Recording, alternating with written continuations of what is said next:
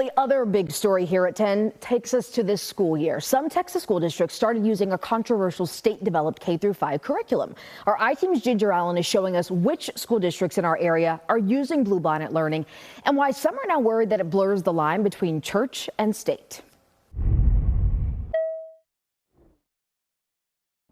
It is political, not backed by scientific research, it's divisive, and it does not serve all students. It's just injecting religion into places it doesn't need to be. This Bluebonnet whole religion idea, putting it into public schools, is deeply anti-American, and if you vote for it, you're voting for un-American values. I don't believe to put my religion on anybody else. When Irving ISD mother of 5, Jasmine Maldonado, first heard about Bluebonnet Learning, she was concerned. I actually respect all religions, and I try to teach my kids to do the same thing. But she says she did not think her school district would adopt the new curriculum until she received this email in January. Bluebonnet Learning replaces the Amplified and Eureka curriculum. Maldonado says she spent hours reading over the Bluebonnet and found what she calls out-of-place religious lessons in the reading language arts portion. This really truly caught me off guard because I felt like it was a betrayal for the district, for my kids. Irving ISD is not the only North Texas school district that's adopting Bluebonnet Learning from the 2025-2026 school year. 4 other school districts of 59 the I-Team surveyed have adopted the RLA curriculum: Burleson, Crowley, Duncanville, and Lake Worth. While it is entirely optional for school districts to use Bluebonnet, the state offers $60 per student funding if they do, $20 more per student than provided when districts adopt other state-approved material. I can honestly say that there probably is not another curriculum in the state of Texas that has been more scrutinized and more vetted. One of the benefits of the design of the curriculum is that it is customized for Texas. But not everyone believes the curriculum succeeds in representing all Texans. We live in a diverse world, and public schools should equip students to navigate that diversity. Mark Chancey, a religious studies professor at Southern Methodist University, says he spent months studying Bluebonnet. There were far more lessons devoted to Christianity than to any other religious tradition. There were far more lessons devoted to the Bible than to any other sacred text. Chancey's issue with Bluebonnet isn't just that he believes it favors Christianity above other religions. It's also about how the curriculum teaches Christianity.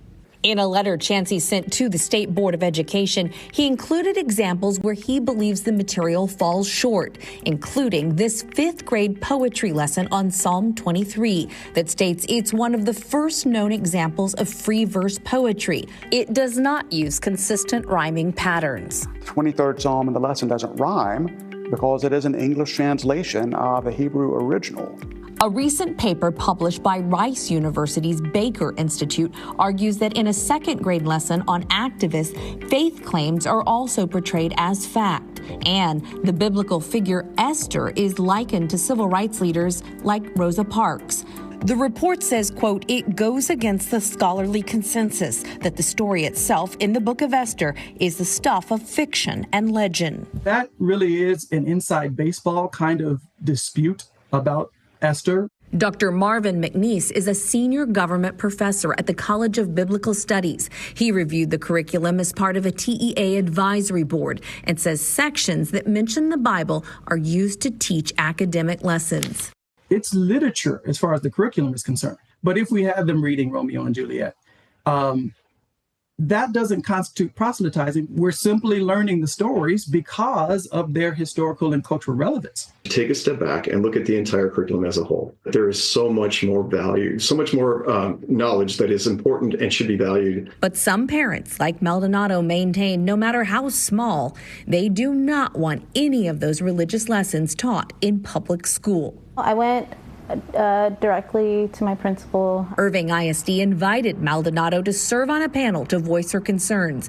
She says she was told Irving is reviewing the curriculum to see what can be modified. That's the comforting part. I was part of the process.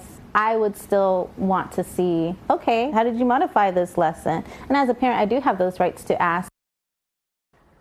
Of course, we reached out to Irving ISD, and then in a statement, the district told us its adoption of Bluebonnet ensures students have access to instructional materials that are aligned with the Texas Essential Knowledge and Skills, or TEKS.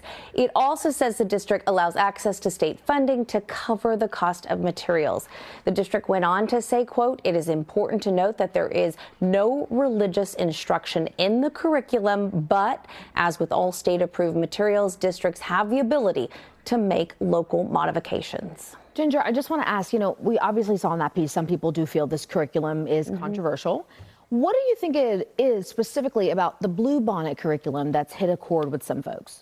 You know, Nicole, we spoke to people on both sides of this issue, and they told us they believe there is going to be a strong reaction anytime people believe the government is getting involved in religion. And as you know, right now, this curriculum isn't the only debate on this topic. There's an ongoing legal battle over a new state law that requires Texas independent school districts display the 10 Commandments in every classroom. So another issue we will be following where these lines could be questionably blurred. Yeah, sure. The world of education in Texas, always something going on. Ginger Allen with the I-Team, we appreciate you. Thank you.